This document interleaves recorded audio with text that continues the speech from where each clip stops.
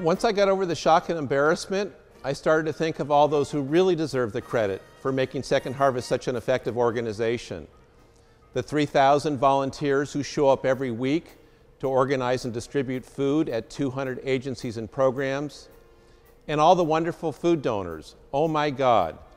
Thanks to you, we just received the Feeding America Mighty Apple Award as the healthiest food bank in America, distributing over 5 million pounds of fresh fruits and vegetables a year. Sometimes I'm asked, after 35 years, how do I keep doing what I'm doing? Truthfully, something inside ignites when I see such need and am able to connect that with the compassion of our donors, who truly are the lifeblood of Second Harvest. We have an absolutely great staff and board to get the food and coordinate the volunteers. Our community has all come together for one common purpose: to make sure that every child has the opportunity to grow up healthy and successful, to make sure that families and seniors have the food that they need. I love reading the thank you notes about what this food has meant. I love seeing thousands of young adults who once needed our help, who now are thriving, raising families of their own, and giving back to the community. I was hired in 1978 by Food Bank founder Michael Alexander as warehouse manager and driver. So many stories from back then. One really stands out. The San Lorenzo Valley flood of 1982.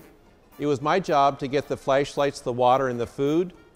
Michael and I drove the fire roads to the Loch Lomond Dam and loaded the supplies into a motorboat for that final mile to help all those seniors and families that were trapped. Then there was the '89 earthquake, when we went from serving 15,000 people a month to over 100,000 people a month.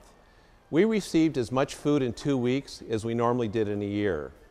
My hair turned gray overnight at the tender age of 36.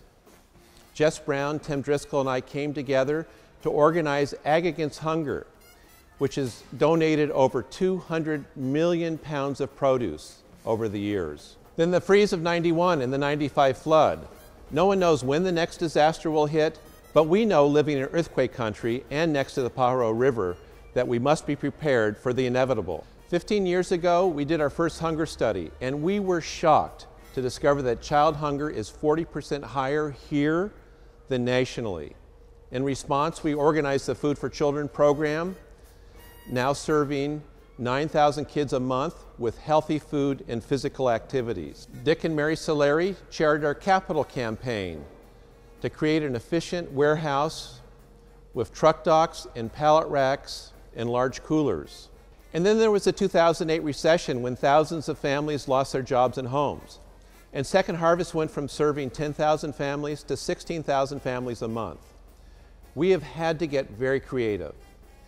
We launched our Nutrition Ambassadors program and trained 250 low-income volunteers who put on 500 workshops a year to teach cooking, exercise, and tips to 30,000 participants. For too long, too many families have had to cut corners by serving cheap food, which causes obesity, diabetes, and more hunger.